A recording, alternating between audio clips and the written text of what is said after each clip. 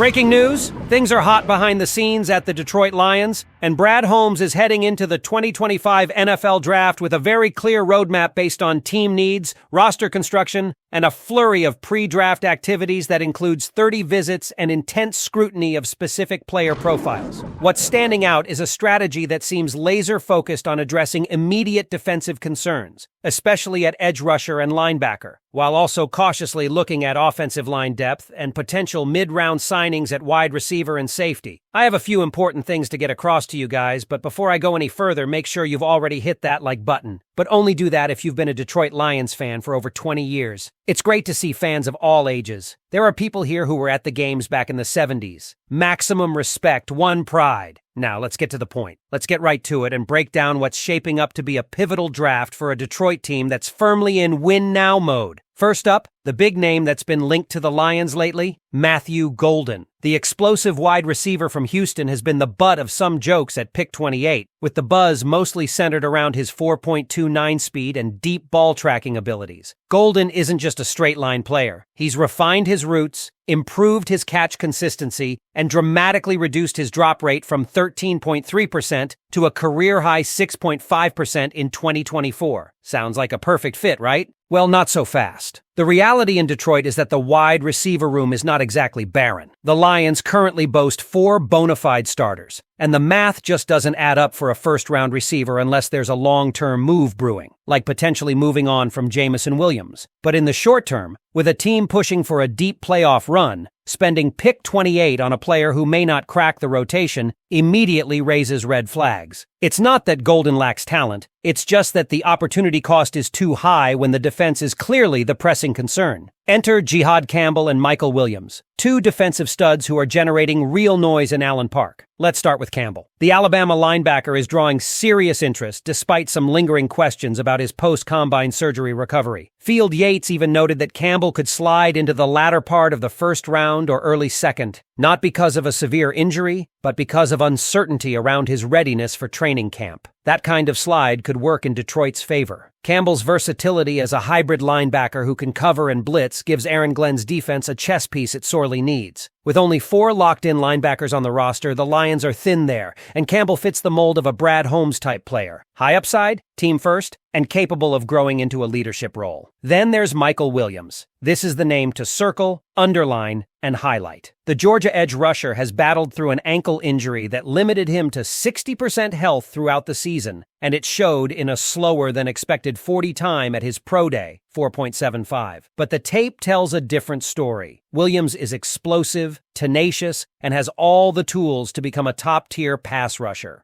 He's currently projected to go late in the first round, which puts Detroit in a very interesting spot. If Brad Holmes feels confident in Williams' medicals and believes he's the guy, a trade-up could be in the cards. That's how highly they seem to regard him. Williams isn't just on the radar. He's been met with, analyzed, and discussed internally, signaling real interest. The focus on edge rusher makes perfect sense when you look at the depth chart. The Lions currently have 3 clear-cut starters at the position, but one of them, Marcus Davenport, has serious durability issues. There's talk of bringing back Zadarius Smith, but that's far from a guarantee. Behind those guys, the talent drop-off is sharp. Cody Mohammed and James Houston might flash in spurts, but they're not reliable rotation pieces at this stage. The edge room needs bodies, and it needs them now. It's also telling that among the Lions' 30 visits, pass rushers dominate. Names like Schumer Stewart, Josiah Stewart, Robinson Grace, Abel Dillon, and Derek Harmon have all had meetings with Detroit. This isn't coincidence. It's a signpost pointing to the front office's primary draft goal: infuse this defense with young, explosive edge talent. The offensive line is also a high priority zone. Right now, the Lions project to have 8 linemen who could make the 53-man roster. Historically, they've carried between 9 and 10, meaning depth is lacking. Injuries can derail a season, and shoring up the interior, especially at guard, could help ensure that Jared Goff stays upright. It wouldn't be surprising at all to see Detroit target an offensive lineman in round 2 or with a trade-down scenario if the board breaks the right way. Now let's circle back to the wide receiver question. While the current depth makes it unlikely that the Lions will take one in round 1, it's still a position they're keeping an eye on, just not at the top. With 4 solid options already on the roster, the need is more about competition for the WR5 spot rather than a top 2 or -3 guy. That opens the door for a mid-round flyer, someone who can contribute on special teams and develop behind the scenes. And let's not forget safety. With only 3 on the roster and a historical tendency to carry 4 or 5, this is a quiet need that could sneak into the draft plan by round 4 or 5. Same goes for tight end, though it ranks lower in urgency. When you put it all together, the visit data, roster structure, and current rumors, it's becoming clear that the Lions draft board likely starts with edge and offensive line, followed by linebacker, safety, and wide receiver in that order. Quarterback and tight end are essentially off the table, and even running back feels like a luxury at this point unless a special talent slides. So Lions fans, what do you think? Should Detroit pull the trigger on a talent like Michael Williams or roll the dice on Jihad Campbell's upside? Or do you believe the team should zig while everyone else is zagging and grab Matthew Golden for the long haul? Drop your thoughts in the comments. We've got less than 2 weeks until this all unfolds and the future of this roster begins to take shape. And as we continue peeling back the layers of Detroit's pre-draft strategy, one thing becomes increasingly obvious. This front office is not playing games. Every move, every visit, every rumor, there's a purpose behind it. And that purpose is winning now while keeping an eye on sustained success. Brad Holmes and Dan Campbell have built a culture that isn't just about grit anymore. It's about calculated, intelligent roster construction that maximizes both immediate performance and long-term flexibility. Let's talk about how that vision connects with the kind of players they're targeting,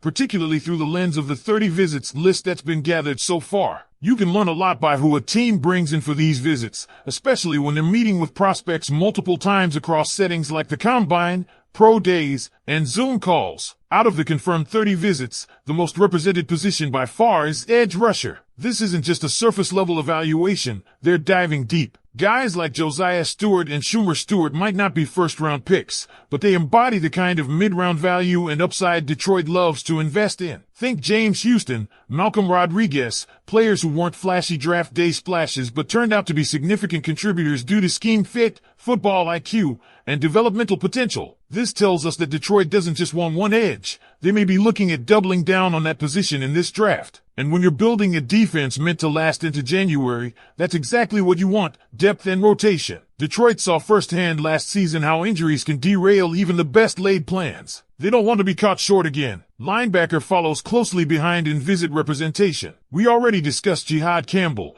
but there's more to this position group than just him. Chaz Rubin, Jonas Harmon, these aren't household names, but again, they represent Detroit's strategy of targeting hybrid, scheme-versatile linebackers who can play across formations. It's not about finding the next Ray Lewis. It's about finding guys who can execute Aaron Glenn's aggressive, flexible defense. They want linebackers who can drop into coverage one play and blitz the quarterback the next without missing a beat. That hybrid flexibility is modern NFL defense 101, and Detroit is building accordingly. Now I want to hear from you. Who do you want the Lions to target at pick 28? Would you roll the dice on Michael Williams or hope for a steal with Jihad Campbell? Or are you all in on Matthew Golden and think the offense needs that extra juice? Drop your takes below and let's talk it out. This draft is going to be a franchise-defining moment, and your voices matter.